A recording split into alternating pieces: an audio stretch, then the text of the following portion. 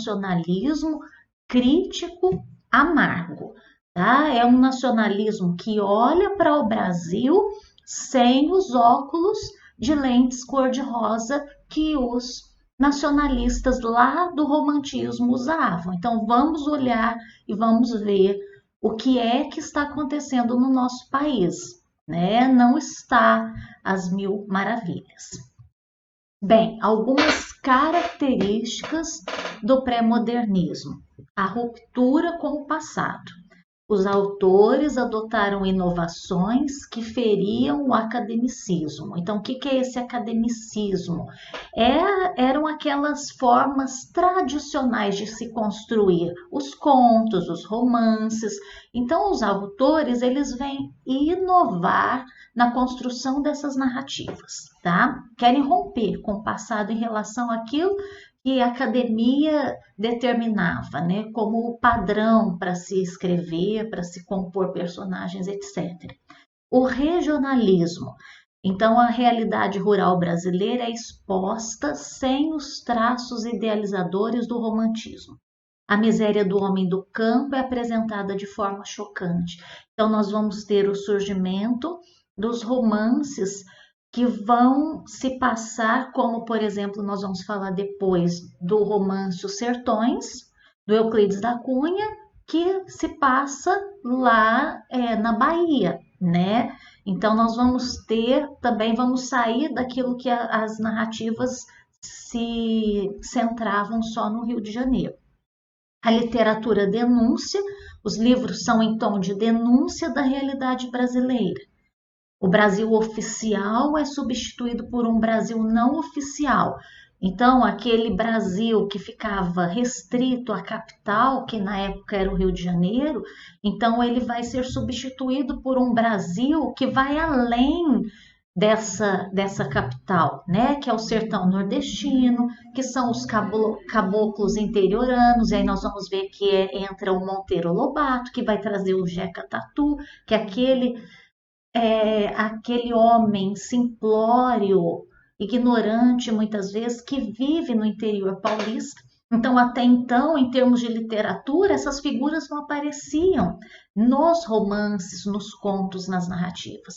E a realidade do subúrbio, que vocês vão dizer, mas Clara dos Anjos se passa no Rio de Janeiro. Então, que diferença tem entre Clara dos Anjos e, por exemplo, Dom Casmurro, do Machado de Assis, né? Então, qual a diferença? A questão é que os romances do Machado de Assis, eles se passam, vamos dizer assim, numa região do Rio de Janeiro elitizada, na Zona Sul, vamos pensar, se a gente estivesse falando em termos atuais, tá? E aí, o Lima Barreto, ele vai trazer esse subúrbio para o seu romance, né? Vejo que Clara dos Anjos, ela vive onde? Né? Em que lugar ela reside? Quem é essa menina?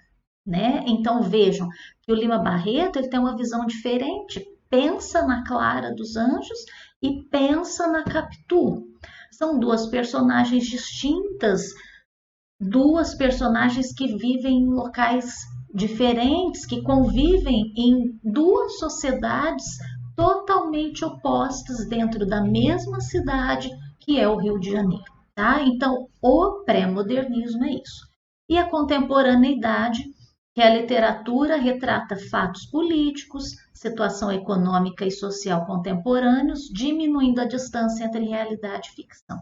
Então, agora, a ficção é muito retrato da realidade que se vivia naquela época, tá? Eu vou falar disso daqui a pouco, um pouquinho mais com vocês. Vamos seguir, tá? Agora, eu vou falar dos principais autores. Quem já está cansado, é uma das vantagens da videoaula, estão vendo? Agora pode fazer pausa, pode ir ao banheiro sem precisar levantar a mão, pode tomar água, né?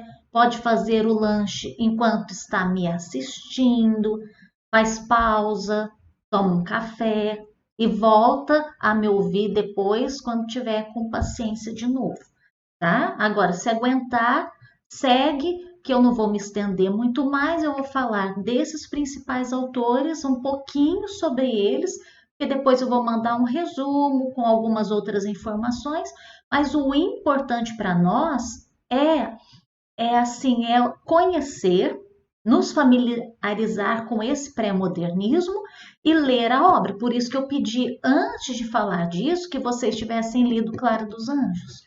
Eu gostaria de ter pedido uma obra do Monteiro Lobato, uma do Euclides da Cunha, mas nós não temos tempo para isso, infelizmente, tá? Mas que seria muito importante vocês já terem lido Clara dos Anjos e lerem, de repente, o Cemitério dos Vivos, os que vão fazer a prova da UFSC, vocês já terão conhecido 2 romances pré-modernistas importantes, muito importantes. Tanto que nós estamos vendo a UFPR e a UFSC trazendo o Lima Barreto, tá? Então vamos falar um pouquinho desses pré-modernistas, tá? Vou só apresentar e não vou me estender muito não. Bom, o Euclides da Cunha, ele trabalhou como engenheiro civil no meio militar, foi jornalista, escreveu Os Sertões. Ah, mas por que ele escreveu Os Sertões? Porque como jornalista, ele foi enviado para a Bahia para cobrir a Guerra de Canudos. Tem um filme sobre isso, para quem quiser assistir, e vocês vão estudar isso em história. Então, de novo, o professor de história aprofunda com vocês o que foi a Guerra de Canudos, tá? Eu estou só dizendo que houve um escritor brasileiro que era jornalista na época, foi para a Bahia e testemunhou a Guerra de Canudos, tá? Ele presencia tudo, a sua obra é um relato muito fiel de tudo o que aconteceu lá, tá? Então, ele tem uma história de vida também que daria um romance, vamos dizer assim, até virou uma minissérie na Globo, a Globo passou sob o título Desejo, que conta a história da vida do Euclides da Cunha, porque ele era casado com a dona Ana, né? E ela o trai com um militar, que era chamado de Lermando, um rapaz bem mais jovem, e o Euclides da Cunha fica desconfiado, porque eles tiveram vários filhos, ele moreno, a mulher morena e um dos filhos bem loirinho, né? Então, ele desconfiado, ele vai, investiga e descobre que a mulher já tinha este amante há bastante tempo. Daí ele pega a arma, ele vai atrás do Dilermando. O Dilermando era militar, atirava muito bem. O que acontece? Mata o Euclides da Cunha, tá? Então, um parêntese aí só para a gente saber um pouquinho da história dele, tá? Mas o que é mais importante, além dessa fatalidade que aconteceu com o Euclides da Cunha? Ele foi o primeiro escritor brasileiro que apresentou para os leitores 2 Brasis, que escancarou, vamos dizer assim, para nós, que havia um Brasil do litoral e havia um Brasil do sertão. E que quem vivia nesse litoral não tinha a menor noção do que era esse Brasil sertanejo. E que eram 2 Brasis totalmente diferentes, que aquela opulência, riqueza que se presenciava na capital, no Rio de Janeiro, que já se via em São Paulo, né? Nós em Minas, né? Porque nós vimos lá a oligarquia, né? Havia um Brasil ignorado por esse litoral, que era o Brasil do sertão. Então, o Euclides da Cunha, quando escreve Os Sertões, tá aí a capa do livro, né? Quando escreve Os Sertões, ele vem e expõe esse outro Brasil e mostra, né, o que as pessoas ignoravam. Então, é uma narrativa da insurreição de um grupo de fanáticos religiosos, e ele não só descreve a sociedade, mas também a geografia, a geologia, a zoologia do sertão brasileiro. É um romance dividido em 3 partes. Primeiro ele fala da terra, depois do homem e depois ele fala da luta. É um romance que dá para estudar geografia lendo Os Sertões, dá para estudar zoologia, porque ele faz um relato, por exemplo, da vegetação no sertão, que dá para você dar uma aula de geografia a partir de trechos do livro. Tão fiel ele é àquilo que ele estava ali cobrindo como jornalista, né? Então ele vai contar, vai escrever essa narrativa. Bom, o Monteiro Lobato. Todos vocês já ouviram falar de Monteiro Lobato, conhecem como o escritor famoso pela criação do Sítio do Pica-Pau Amarelo, mas o Monteiro Lobato foi um homem assim que exerceu diversas atividades. Foi escritor, editor, relojoeiro, fazendeiro, promotor, comerciante, professor. Então, ele teve uma vida assim muito agitada, ele era muito engajado, né? Então, o Monteiro Lobato funda a primeira editora no nosso país, né? Então, é alguém assim muito envolvido com a sociedade, o que estava acontecendo. Ele vai trazer o Brasil caipira, né? Então, aquilo que nós falamos do pré-modernismo. Ele vai trazer figuras para os textos literários que eram figuras que antes não eram retratadas nessas histórias. E o Monteiro Lobato traz esse Brasil caipira para a literatura, né? Um Brasil retrógrado, indefeso, analfabeto, ignorante no sentido de não ter acesso à informação, a conhecimento, né? Então são os temas que ele vai trazer e ele vai criar a figura que está aqui retratada na imagem, que é o famoso Jeca Tatu, né? Vejam a potência da literatura do Monteiro Lobato, que cria um personagem chamado Jeca Tatu, e Jeca é uma palavra que extrapola as páginas dos livros do Monteiro Lobato, e hoje às vezes a gente usa até como ofensa para algumas pessoas quando a gente chama de Jeca, né?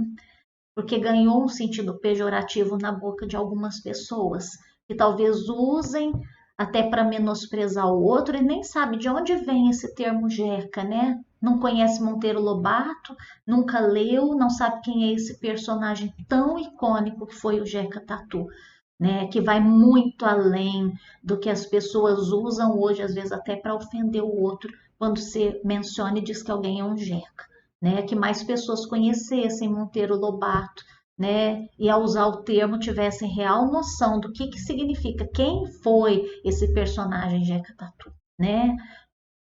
Bom, agora eu vou falar um pouquinho do Lima Barreto, que é o escritor com o qual nós tivemos um contato mais aprofundado, porque lemos, pelo menos deveríamos, né?